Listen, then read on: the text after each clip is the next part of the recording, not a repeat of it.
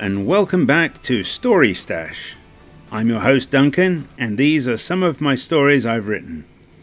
Today I'm reading from my book Ghost Whisperer, and this is chapter 19. So let's get started. Chapter 19. In a park in the old part of Seattle, Ed's body sat on a bench. In front of him floated two spectral forms. "Is that Flora?" asked Ed's spirit. "Yes, I found your body and I thought I'd borrow it. When I found it missing, I got worried. I'm not ready to remain like this." "Don't worry, I'm going to return it. It's just I haven't experienced corporeal form in a very long time." "Oh. So who's your friend?" "Hello, my name is Price, Connor Price. I was helping Ed find himself," said Connor. "Pleased to meet you, Mr. Price. I'm surprised we've not met before." "Nice to meet you too. I'm still relatively new as a ghost. I died of a heart attack recently." "Ah, that explains it. We've several ghosts in the restaurant across the street. Many of them can't or won't leave the premises. I'd like to visit them once all this is resolved." "That would be nice. We like to hear stories from outside." Meanwhile, Ed was getting frantic. "Excuse me, what about my body?" asked Ed. "Your body is fine. It's right here. You can have it back soon. There's just one thing I need beforehand." "One thing?" "Oh yes, I want to experience a hearty breakfast. I haven't eaten in over a century." "Ed, I think you should let her enjoy breakfast. It's almost sunrise," said Connor. Ed looked at Connor and back at his body. "Okay," he said with a sigh. Ed's body sat in the park with the ghosts of Ed and Connor. "Ed, I'm going to check in on Sarah. You don't need me anymore," said Connor. "Okay." Connor zipped away over the buildings and was gone. Ed turned to face his own body. "So where would you like to enjoy your hearty breakfast?" asked Ed. There's a diner a block away. They'll be open soon." "Did you bring my wallet?" Ed's body pulled out his wallet from his pocket. "Yes, I understand money." "We could leave now. By the time we arrive, they'll be open." "My, you're in a hurry." "Sure, let's take a walk. I haven't had a walk in ages. It should help me build up my appetite." Ed's body stood and ambled along. Ed floated along beside. This was all kinds of surreal. Flora spoke with Ed's voice, but the mannerisms were hers. "During my lifetime, the road and the sidewalk weren't paved like now. The road surface is for cars and other vehicles. You've probably seen them." "I have. I even took a bus ride earlier. They move so fast compared to horse-drawn carriages." "I'm glad you got to experience that. Someday I could drive you in my car." "I'll hold you to that. This brief excursion will provide me with ample to share back at the restaurant. As long as I can get my body back, we can continue our friendship, and I can provide you with further experiences to share." "I said your body is fine. You can have it back soon enough," she said. Ed hoped this was the case. Ed and his body arrived at the diner just as they opened. They took a booth by the window. "Try the coffee," said Ed. Flora, in Ed's body, ordered a full breakfast, including coffee and orange juice. Ed watched his body eating. Flora was almost moaning in ecstasy. "You're certainly enjoying yourself." "Imagine decades in a restaurant watching others eating pasta. This will keep me from going insane." "I can imagine." Ed's body ate a rasher of bacon and sighed. "This is so incredible." "Eat up. Don't miss any of the deliciousness," said Ed. "Don't worry, I will enjoy every morsel." Flora in Ed's body ate until the plate was empty. Then she looked at him. "Well, you gave me my request. Now for the tricky part." Ed's body leaned back in the booth and closed his eyes. With a tearing sensation, Flora pulled out from Ed's body. She floated to one side and looked at Ed. "It's all yours." "I don't know how to get into my body," said Ed. "Float exactly within your body and then will yourself to take control, all right?" Ed did as she said. It took a little effort to adjust the position of his spectral form. He imagined getting into his car and turning on the ignition. A moment later, he was back. He opened his eyes and looked at Flora. "I got it," he said, a little too loud. One of the waitresses looked at him with a funny expression.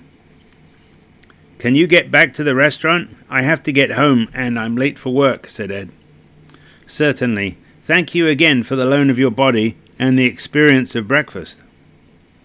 "Please don't encourage the others. I don't intend to offer this to anyone else." "Of course.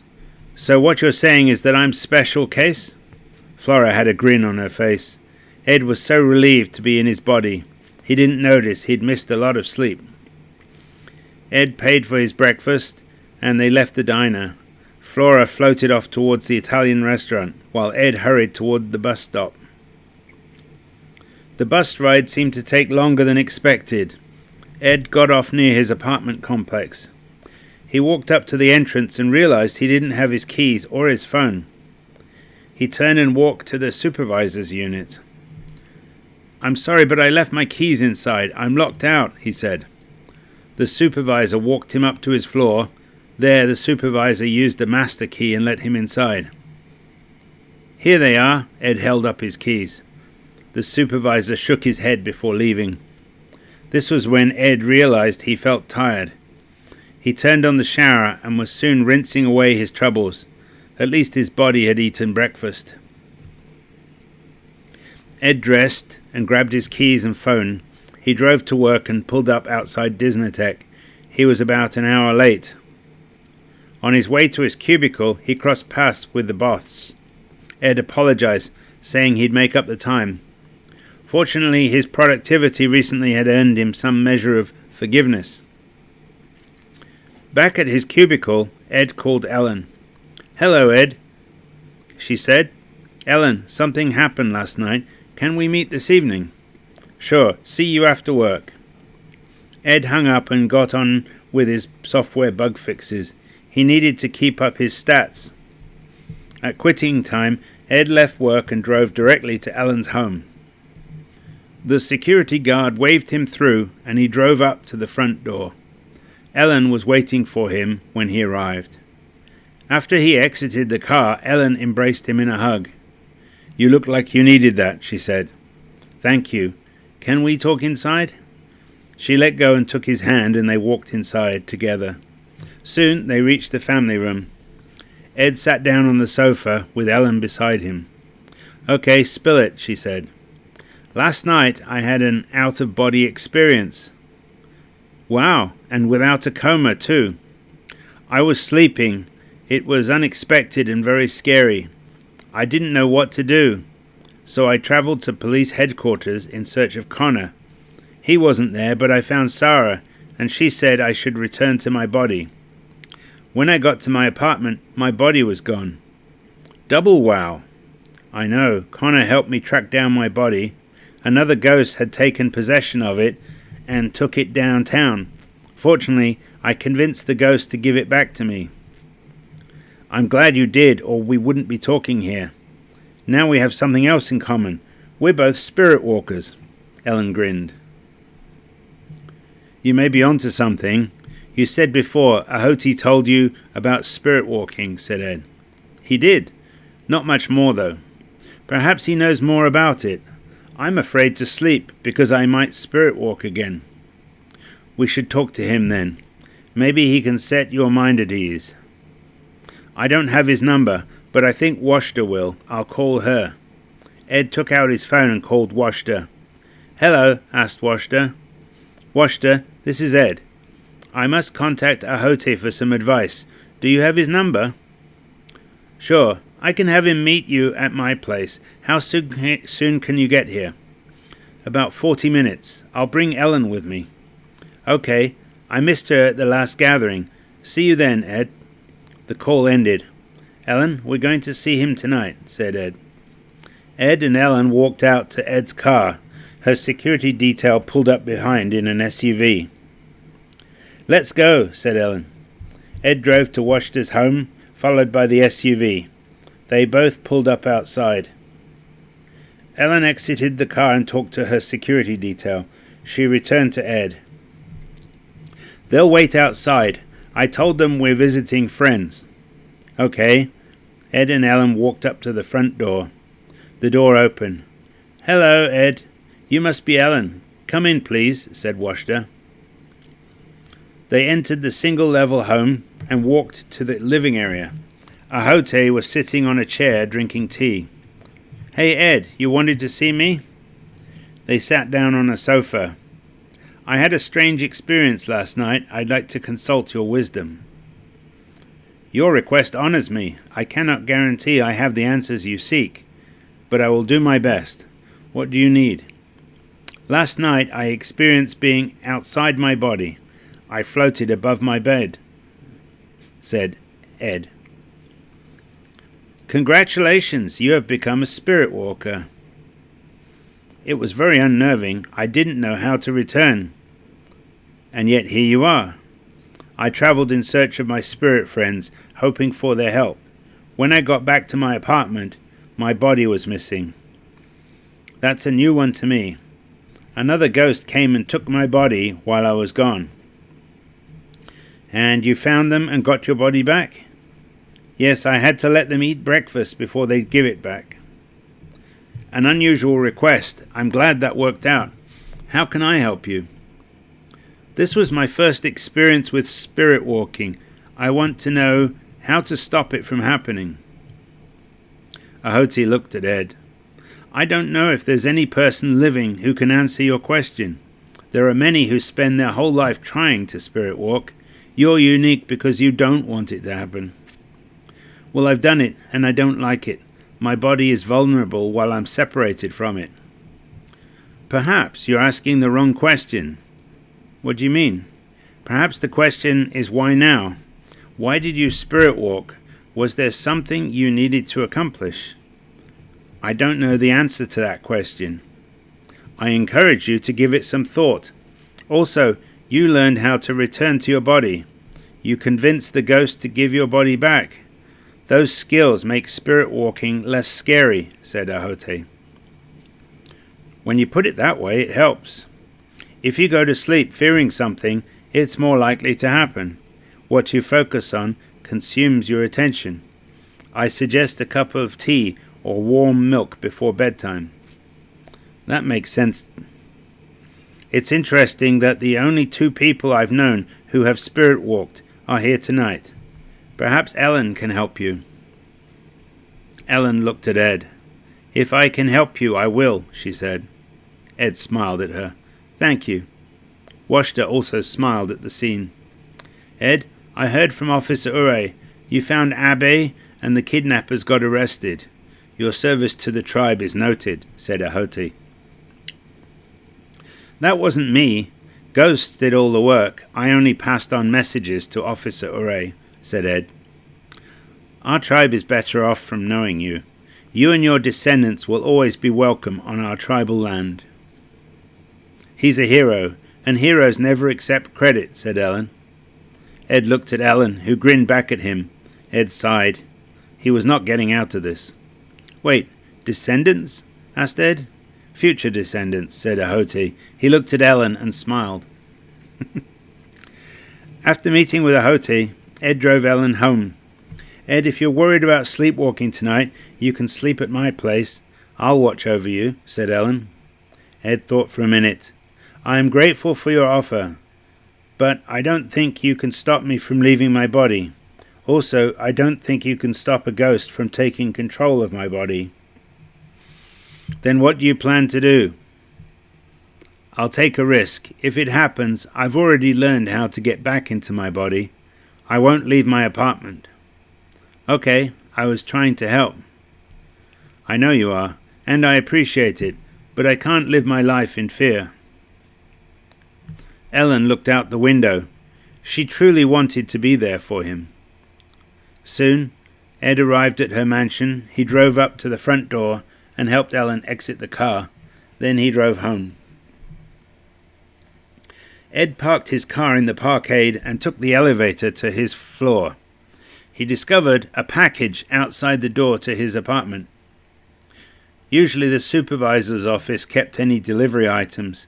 The package was about 12 inches cubed, wrapped in old-looking brown paper. "Whatever, I've already just seen about everything," said Ed. He unlocked and opened his door, picked up the package and took it inside. Ed put the package on his dining table and plugged in the kettle to make tea. He was following Ahote's advice about drinking some tea before bed. Ed examined the package, but he couldn't decipher the return address. It seemed somewhere Middle Eastern, but he couldn't be certain. "Just once I'd like a boring, uneventful evening. What is it that draws stuff to me?" No one answered. It seemed all his ghostly friends were elsewhere tonight. "I could just leave it unopened like this," he said. As he spoke, his hands were peeling the outer layer off. "This was weird. I was going to leave it, and yet I'm opening it." More layers came off the package. "It's like my hands are doing this without me. This has to be something bad." Ed got to a wooden box and he opened it. He pulled out some padding and found an ornate ceramic jar with a lid. He took it out and placed it on the table. "That's intriguing. It looks old." Ed's right hand reached out to the jar. He removed the lid and put it down on the table. At once, smoke poured out of the vase and filled the room. Ed stood there, confused at what was happening. He'd opened the package entirely on autopilot, contrary to his intention. The smoke cleared, revealing a woman across his table. Perhaps it was another ghost playing tricks on him. Her clothing was old, yet flattering. She looked at Ed, waiting for something. "Hello, my name is Ed," he said. She tilted her head to one side, clearly not understanding him. Then she spoke something that sounded Middle Eastern. Ed shrugged. A universal sign, he thought. At that point the kettle whistled, indicating the water was boiling. Ed lifted his hand and gestured towards the sound. Then he walked to the kitchen. He turned off the kettle. Here was a problem. Did he offer some tea or tell her to leave? He turned toward the living room and bumped into the woman by accident. She was very solid, unlike a ghost, and she was coming into the kitchen as Ed was returning. Before he could react, she kissed him on the lips. "What?" said Ed. "I learn your language," she said. "Oh, it's much different. Is this clear?" "Yes, better than before." "And you did that from a kiss?" "Yes, is my way." "Hello, my name is Ed," he said. "My name is Lita. I am Jinni. You summoned me, Master Ed." "It's late. Can you come back tomorrow? I need to sleep," asked Ed. "I don't have anywhere to go." "If you need to sleep, you can use my sofa." "Thank you, Master Ed. You are so kind." Ed thought little about it, considering all the strange things he had encountered. He went to bed and was soon asleep. Fortunately, he did not spirit walk that night. Next morning, Ed woke up. He showered, dressed, and left his bedroom. The dining room had changed. A banquet occupied his dining table. Lita stood there with a large jug in her hands, the sort that might hold coffee. "Good morning, Master Ed. I have your breakfast ready for you," she said. "Oh, thank you, Lita, but I usually only drink coffee in the morning." "Master Ed, you need to eat." Lita pulled out a chair for Ed to sit. "I also don't need you to serve me. This is my apartment, and I can take care of myself." "You don't need to serve me," said Ed. "But I must. You summoned me." "I didn't summon you. A box was waiting outside my door. I don't understand how, but I opened the box and jar inside. You came out." Whomever opens my jar, summon me. Okay, I summoned you. Is it possible something coerced me to open the jar? It's possible. Please sit and I will pour your coffee. We can discuss this further. Ed sat down and Lita poured coffee into his cup. Ed wondered where the fancy plates came from. He took a sip of his coffee. This is nice. It's not my regular coffee. No, Master Ed. I prepared this specially for you. Would you care to try some food? Coffee is enough. Why don't you sit down with me? Oh, I cannot do that, Master. I am Jinni, she said. Ed sighed. He had no time for this. Ed had to go to work. He finished his delicious coffee and resisted asking for more. Lita, I must go to work. I'll be home this evening and we can talk more. You're leaving? Yes, I have a job. You can stay or go out as you please. I will return this evening. Yes, Master Ed. Ed had to resolve this soon. His life had reached a new level of crazy. Well, that's the end of chapter 19. Next episode we have chapter 20. The genie brings his lunch. Ellen finds an escape clause. And Connor brings an unusual request. Hope to see you next episode.